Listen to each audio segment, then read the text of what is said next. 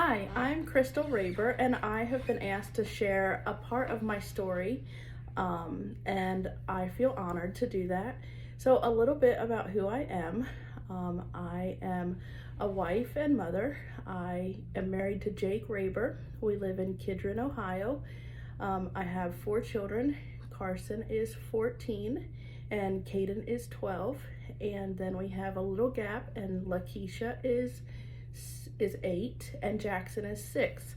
So this is probably my favorite stage of mom life because my little people are fairly independent and my teenagers aren't completely on their own yet. So this is the fun stage where we can all sit around the table and everybody is okay with that, and we have a lot of fun as a family. For quite a few years, I was a stay-at-home mom, and I enjoyed those years, even though they were difficult.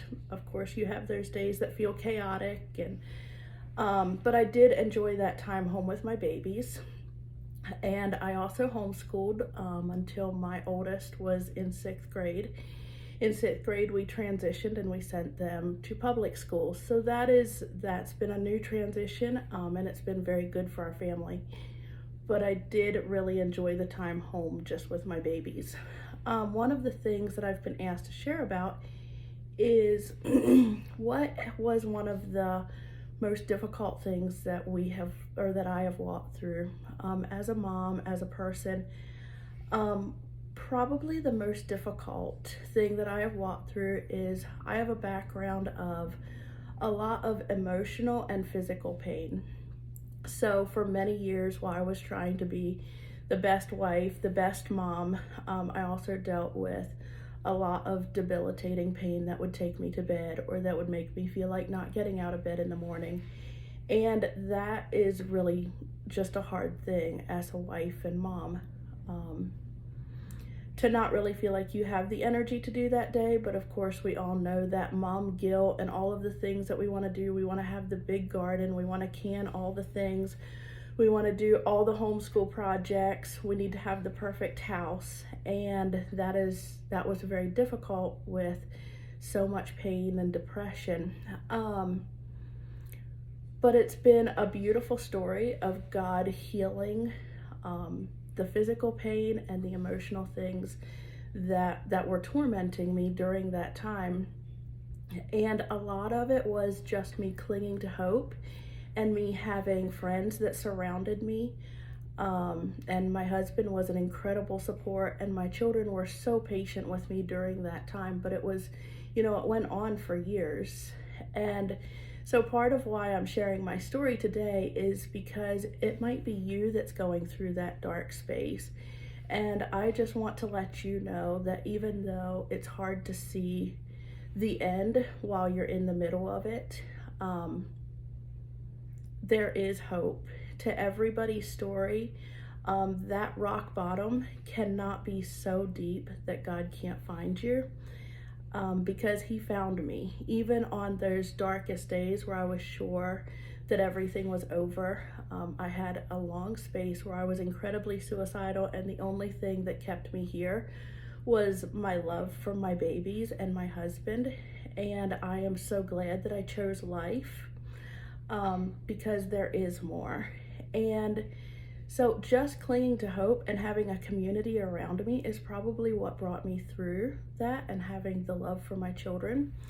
So that is one of the ways that I work through that space. How has it formed me as a person? It's very difficult to say that I am thankful for those years because they were very dark. But I am thankful for those years because I know that it has created in me like a wealth of caring and a wealth of love for people who are going through those really dark, seemingly endless times. I'm here for you, and I get you because I know what it's like to just put one foot in front of the other day after day and not sure if there is anything more, but to hope that there's more. And I understand what those dark times are like. One of the beautiful things that has happened in our life as we transitioned from me being a stay-at-home mom and a homeschooler is at some point I had to realize that my energy was being very depleted. Even though I loved being a stay-at-home mom and loved having my children around, I honestly needed a minute just to care for myself. And so for us, health looked like putting our children into school, and health looked like me getting a part-time job, because the quiet office gave me a space to just hear myself think, and helped with our finances, and just a couple of different positive things that felt possibly selfish, or like I was taking the second option of what felt like, our perfect, what we thought would be perfect.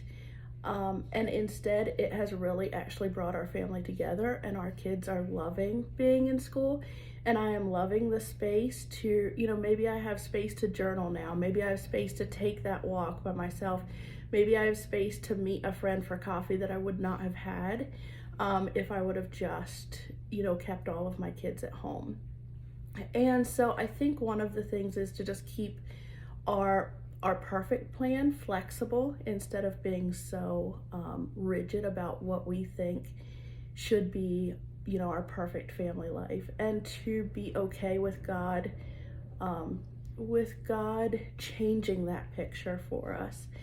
And so I think my takeaway for that transition in our life is just to trust the Holy Spirit in our life to lead us into whatever is best for your family, and to be okay if that doesn't look like what you thought it might, but to trust His will and His way for your family, and know that it's better than you can ever imagine. And we are obviously still a work in progress, and we walk that path every day, and we can't wait for what tomorrow brings, because we know that His plan for us is good, and that He has hope in our future, and that as our Father, He always has our best in store, and to trust Him with that. So thank you so much for letting me share that short space of our life. And feel free to reach out if there is any way that I can encourage you or walk beside you as a friend, because I do understand what those dark times may feel like, or just the loneliness and feeling like nobody, might understand your situation or care about your journey. Often we isolate during those times, and I did do some isolation during that, but Satan often lies to us that we're the only ones facing whatever it is that we're facing, and that's just simply not true. There are people around you that care. We just have to choose vulnerability to let other people know what we are walking through and let them support us in that way. And I would love to do that for you. I would love to be your friend and walk alongside you in whatever way that looks like. And maybe, there's a lot of times that other people held hope and held faith for me when I could not hold it for myself. And so maybe I can be that person in your life. Maybe I can be the sunshine in your dark space. And because God has created that space for me. Know that I love you, and thank you for letting me share. Have a great day.